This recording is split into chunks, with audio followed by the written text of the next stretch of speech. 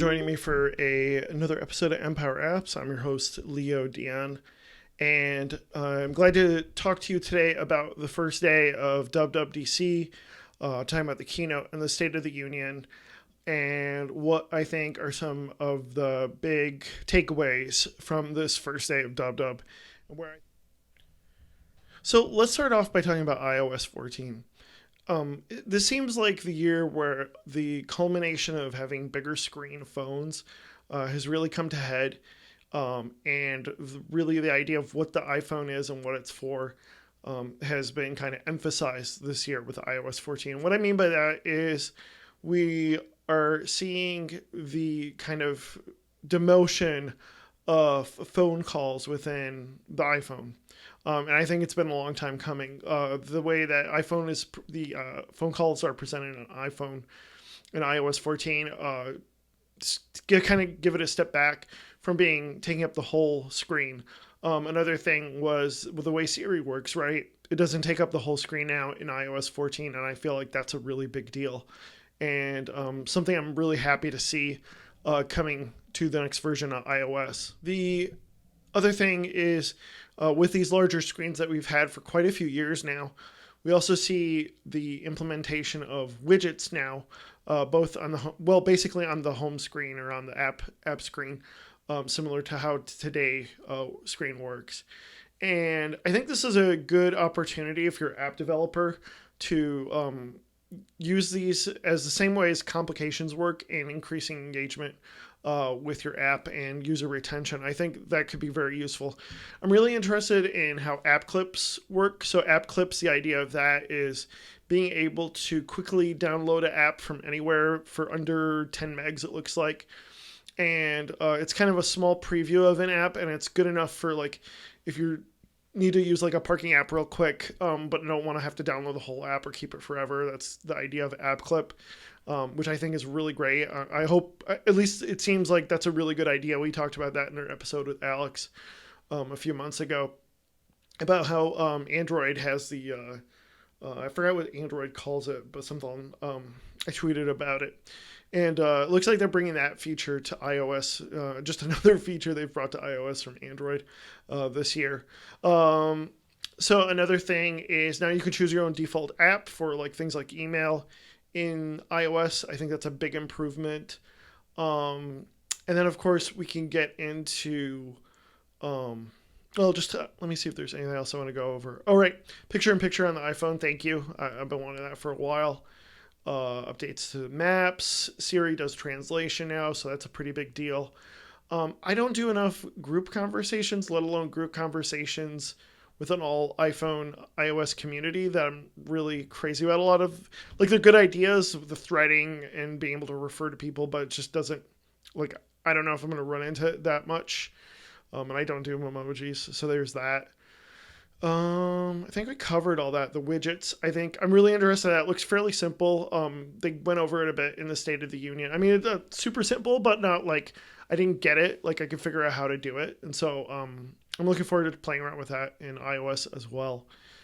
iPadOS, which of course is more or less very similar to iOS, but allowing for bigger UI, it really is taking advantage of that as well.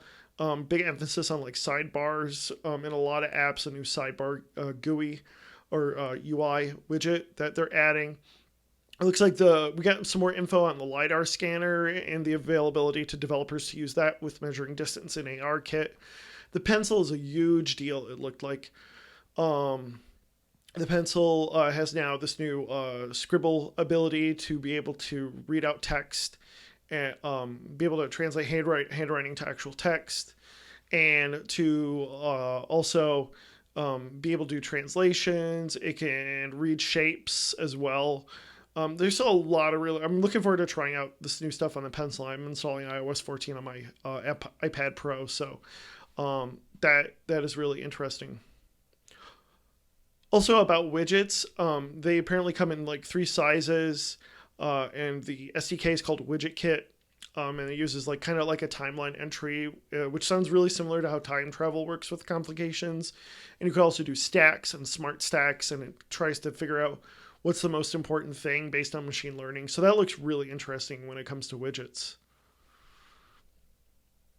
The other thing I like is that app developers now have to include a privacy policy with their apps, and that looks like really clear and concise. I think this is a good idea. Anything that makes my app not look like it's creepy, I think I'm all for that. It'll be interesting to see how some social media apps use this feature, but hopefully, I think it's a good thing. I think if we can earn more trust from our users, that's great. Um, So watchOS really surprisingly didn't have a lot. I was hoping for a lot more. We got a lot of built-in features into the OS, but nothing like necessarily for developers. We'll see if over the week as I watch more of these videos, what else comes out when it comes to watchOS and what is going on there. And then macOS, finally, we have macOS 11. That's fantastic. Yay. And there's a big reason for that, which we'll get into a little bit. But before I leave that, Safari web extensions, I'm really interested in how this is a big improvement. Is this going to be easier for folks to do? Because apparently you can migrate like Chrome and Edge and Firefox extensions over to Safari in a much easier way. Really curious about that. So we'll see how that works. I'm not going to talk about tvOS because there really isn't a lot there. And the I think the Find My I thought was really interesting. I figured this was headed towards Apple coming out with its own tags, but it looks like more or less what they're going to be doing is allowing third parties to build their own Apple tags essentially, or make them compatible with the Find My app. That's really interesting. So that's not where I thought it was going. So essentially it looks like somebody like Tile could register and say, hey, we want to support Find My, and then it can be used in the Find My app. That's not where I expected that story to go. We'll see how this goes over the next few weeks, but that seems like more they're allowing, kind of like HomeKit, they're allowing manufacturers essentially to have like a certification similar to like HomeKit to be compatible with the Find My app. So that is really interesting. So let's talk a little bit about the elephant in the room. Apple is going to be slowly transitioning over the next couple of years away from Intel to its own Apple Silicon. And they never said ARM in the entire presentation set this today. But it sounds like more or less kind of like an ARM, basically ARM architecture they've been using for like gosh knows how long, ARM 64-bit. Similar to how their iOS stuff does. I have like full confidence that this is going to work out well, honestly. We'll see, if I have to eat my words, but this is probably one thing I'm not worried about amongst everything talked about today.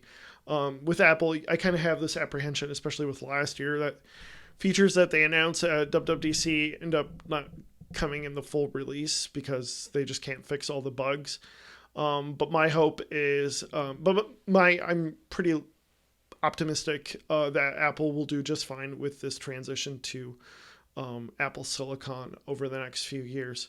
So there was a lot of talk, both in the keynote and in the State of the Union, especially about Apple Silicon and how it will affect development. It's uniquely tailored to Mac. I'll be really curious about the speed of these new machines as they come out. There is a developer toolkit that you can rent essentially for $500, which is some sort of Mac Mini. It is a rental, so like you you're out on $500, but you get to use it until they ask for it back in a year or so, or 6 months, something like that, to start developing your apps. They really emphasized wanting more performance per watt, and I think it makes sense because you can only use so much power before you end up burning out and having thermal issues. So I can see why they're doing that. High performance GPU, a lot of talk about how this will work great for pro apps and games, which is really interesting. But as far as developers are concerned, a few things. There's two versions of Xcode if you go onto the developer website right now. One for building universal apps and one for just a standard Xcode.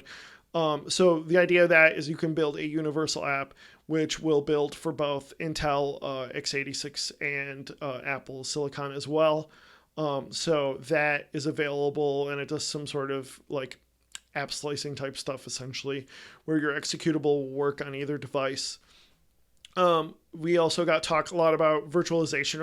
I was really happy about. We even got a Vapor demo, which is fantastic. That was awesome to see them running parallels. I'm really curious how that's going to work with, I guess, so they did say Docker. They're working with Docker to get that up and working on Apple Silicon. So that's definitely going somewhere. I run VirtualBox. I'm curious how that's going to work on Apple Silicon as well. But we'll see how things go. I'm pretty optimistic on that front. A lot of apps and tools have been moving in this direction. It seemed like they really wanted to show off how much buy-in there's been from major app developers. Your Adobe, your Microsoft. They had Unity on as well. So it seemed like they pretty much have all their ducks in a row, more or less, other than like Docker, which I don't think is going to be too much of a big deal. They even mentioned Homebrew, which is fantastic, in one of the slides. So like, it looks like things are moving along as far as Apple Silicon. I think 2 years is plenty of time to make that transition. They talked about like translocation. They have virtualization, like I said, with getting parallels up and working. They have an emulator with Rosetta 2. So like they are making sure this is absolutely prepared for the full transition on Mac OS. And I think it's going to go well. I'm not too worried about it. I think it's an opportunity for folks who don't migrate their apps, for new developers to come in and build those apps, but we'll see how that goes. And yeah, I think this is going to turn out really well as far as the transition is concerned.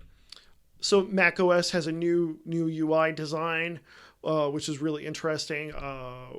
It looks good to me. I'm really curious to see how it works in dark mode. I'm a little bit hesitant to actually use macOS Big Sur, as it's been named, yet. But we'll see. That's probably more of a temptation, honestly, this year than iOS 14 for me. And then a lot of new widgets. I really would like a little bit. I'd really like a little bit more of a solid foundation as far as like SwiftUI, Catalyst, AppKit, UIKit. How do these things work? How do they work together? Where do they stand as far as like which should you use in certain situations? I think, that could be a great blog post and podcast episode. And maybe if in the future when we have a guest on SwiftUI, we could talk about that a little more detail. But yeah. So that's really about it so far. Those are my quick impressions. It was a good set of talks this year, or good keynote and good State of the Union. Definitely seemed like they were trying to emphasize a lot in the State of the Union about the new silicon chips, and how they're going to be ready for it. That seemed like a big part of it. Excuse me. It was a really good keynote and a really good State of the Union. I was really happy with how things went today. The keynote really emphasized, I think the production value was really good. It seemed like they knew what they were doing as far as the pre-recorded videos. I can tell it's a new thing for them. And I'm glad to see, I'm just hopeful that these betas work. So far, it seems like things are pretty stable. I'm not telling anybody to install them, but they seem like things are fairly stable and ready to go. And it looks like it's a good calm year. My wish is we'll see how Xcode runs. We're going to be talking to Vadim in our next episode about Xcode specifically and other stuff with WWDC after this week. So hopefully my download to Xcode 12 is going to happen soon, because I really want to get started playing around with Xcode 12 quite a bit. That's really what I'm interested in. And we'll be talking about that in our next episode. And thank you so much for joining me. Good luck this week watching videos. I'll be busy, hunkered away, and doing that.